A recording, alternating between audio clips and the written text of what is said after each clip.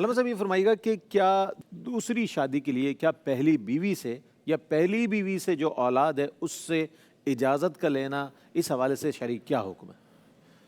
بسم اللہ الرحمن الرحیم۔ ابھی جو آیت کریمہ پڑھی گئی جس میں واضح حکم یہ بیان کیا گیا کہ فَانْكِحُوا مَا طَابَ لَكُم مِّنَ النِّسَاءِ مَثْنَىٰ وَثُلَاثَ وَرُبَاع، اور اس کے تینوں حصوں کو مفتی صاحب نے الگ الگ بیان بھی کیا کہ اس میں ایک طرف نکاح کی ترغیب بھی ہے، پھر ایک سے زائد نکاحوں کی بات بھی کی گئی ہے،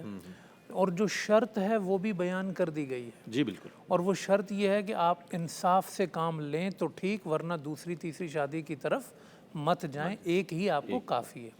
اس میں کہیں پر بھی یہ شرط نہیں قائم کی گئی کہ آپ اس نکاح میں جو دوسرا ہے یا تیسرا ہے آپ پہلی یا دوسری بیوی سے اجازت لے لیں۔ اگر یہ شرط بھی ہوتی یا یہ بھی ضروری پہلی بات تو ہوتا، شرط ہے نہیں، ہاں اگر یہ شرط ہوتی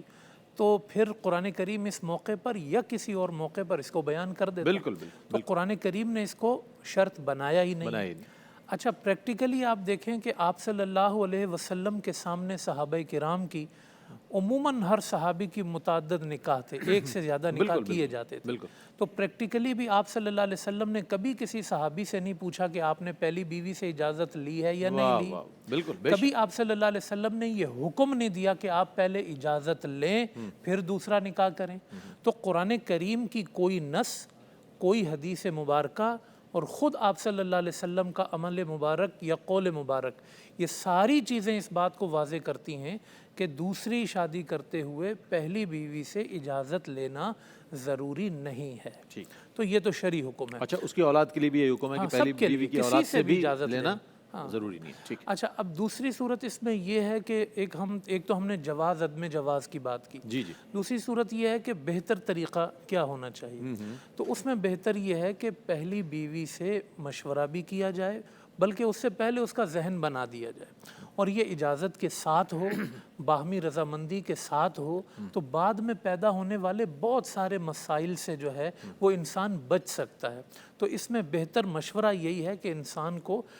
جو پہلی بیوی ہے اس کو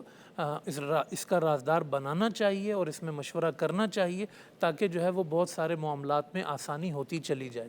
ہمارے ملک کا جو قانون ہے اس میں بالفرض اگر یہ بات ہے کہ آپ پہلی بیوی سے ضرور اجازت لیں گے، ورنہ قانونی چارہ جوئی ہوگی، یہ بھی قانونی چارہ جوئی ہوگی، سننے میں آتا تو یہ جو قانون ہے یہ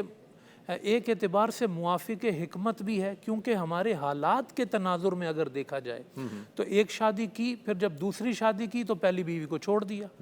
اب اس کی زندگی جو ہے نا وہ بالکل معلق ہو کے رہ جاتی ہے، نہ اس کو طلاق مل رہی ہوتی ہے نہ حقوق مل رہے ہوتے ہیں، اب وہ جائے تو کہاں جائے۔ تو اس چیز کے لیے کچھ سد باب کرنے سے اس قانون سے فائدہ بھی ہوتا ہے، لیکن بعض لوگ ایسے ہوتے ہیں کہ جو یقیناً دوسرا نکاح کرتے ہیں تو پہلی بیوی اور اس کی اولاد کے تمام حقوق پورے کرتے ہیں، ان تمام حقوق کے ساتھ ساتھ ان کا خیال رکھتے ہیں، عدل و انصاف کرتے ہیں، بلکہ فضل و انصاف کرتے ہیں۔ تو پھر ان کے لیے یہ مطلق قانون نہیں ہے کہ پھر ان کو کہا جائے کہ آپ اجازت لیں گے، نہیں لیں گے تو پھر قانونی